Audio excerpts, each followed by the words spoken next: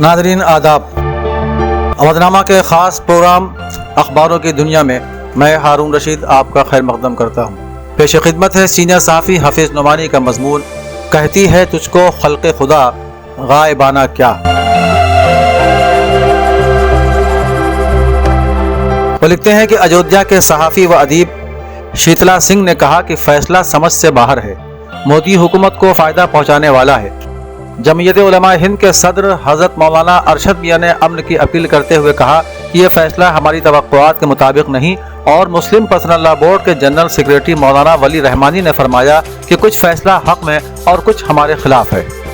अयोध्या के शीतला सिंह ने दीगर मुतादिद कांग्रेसी लीडरों के साथ वीएचपी और बीजेपी लीडरों के बारे में लिखा, सभी वहां राम मंदिर की तामीर चाहते थे।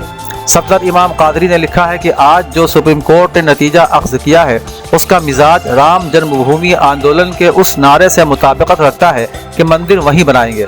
सुप्रीम कोर्ट ने यह फैसला दे दिया कि 3.25 एकड़ ज़मीन पर राम मंदिर बनेगा।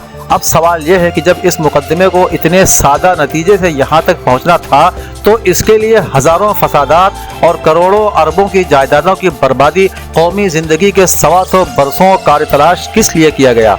सादा सा नतीजा था कि हिंदुस्तान की अक्सरियत के जज्बात का ख्याल रखा जाए और बदल के तौर पर हर अक़लियत की आबादी के लिए हजारा भी पेश कर दिया जाए। एक मसले से हम बहुत परेशान हैं कि जब 6 दिसंबर 1992 को मस्जिद की शहादत के बाद पूरी ज़मीन हुकूमत ने अपने कब्ज़े में ले ली और वो न वक्फ बोर्ड की मिल्कियत रही और न निर्मोही अखाड़े की, रामलला और सीता रसोई की, लेकिन मुकदमा जब शुरू हुआ तो बताया गया कि हम मिल्कियत का मुकदमा तय करेंगे, ज़मीन का मालिक कौन है। और ये बात मोहतरम जज साहब को मालूम थी कि मालिक नरेंद्र मोदी या आदित्यनाथ योगी हैं। फिर इसके लिए 40 दिन की बहस क्या सिर्फ ड्रामा था। दारुल उलूम देवबंद के मोहतरम हज़रत मौलाना मुफ्ती अबुल कासिम नौमानी व दीगर ने अयोध्या के फैसले के बारे में अदम इत्मीनान का इजहार किया है। फरमाया कि हालिया फैसला मुल्क की सबसे बड़ी अदालत का फैसला है। फैसले की कॉपी मौजूद नहीं है, लेकिन खिलाफ तवक्को फैसले से तवक्कुआत के मुताबिक निकालना बेसूद है, जो समझ से बाहर है। इसके बावजूद मुल्क में अमन अमान हर कीमत पर बरकरार रखना चाहते हैं। हुकूमत की यह जिम्मेदारी है कि वो शरअंगेजी करने वालों को लगाम दे।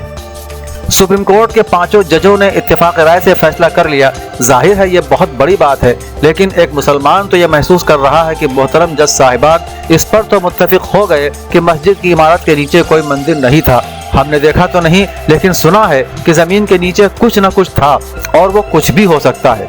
जबकि हमारे मुखालिफ फरीक की रोज़े अव्वल से दलील ये थी कि इस जगह शानदार राम मंदिर था जिसे मीर बाकी ने तोड़कर उस पर मस्जिद बनाई, और खुदाई के बाद यह इल्ज़ाम गलत निकला और मस्जिद के नीचे ये नहीं मालूम कि कितनी नीचे। बहरहाल नीचे कुछ निकला जो न मंदिर है न मंदिर का टुकड़ा है, मगर ज़मीन चूँकि अब हुकूमत के कब्ज़े में है इसलिए वो इस ज़मीन को राम मंदिर के लिए दे रहे हैं और 5 एकड़ अयोध्या में मुसलमान ले लें।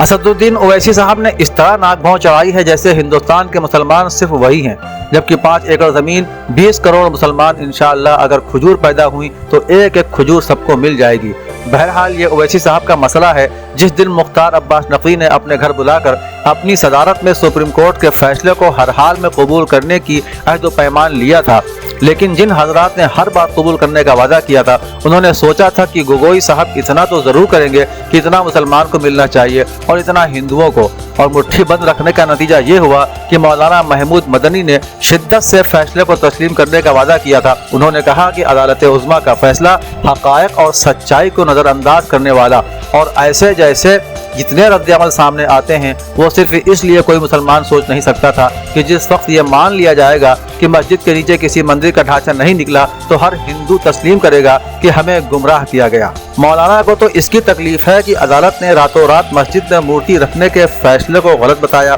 और दिन के उजाले में इतनी भारी भरकम मस्जिदों का वज़न होता है, उतनी ही वज़न वाली मस्जिद को गिराने के मंजर को देखा और एक दिन की सज़ा भी नहीं दी कि तुम मंदिर में कदम रख सकते थे। बात गैर मुताल्लिक ही सही, लेकिन जब यह मान लिया गया कि मस्जिद के नीचे कोई मंदिर नहीं था तो हिंदुओं का मुकदमा खत्म हो गया।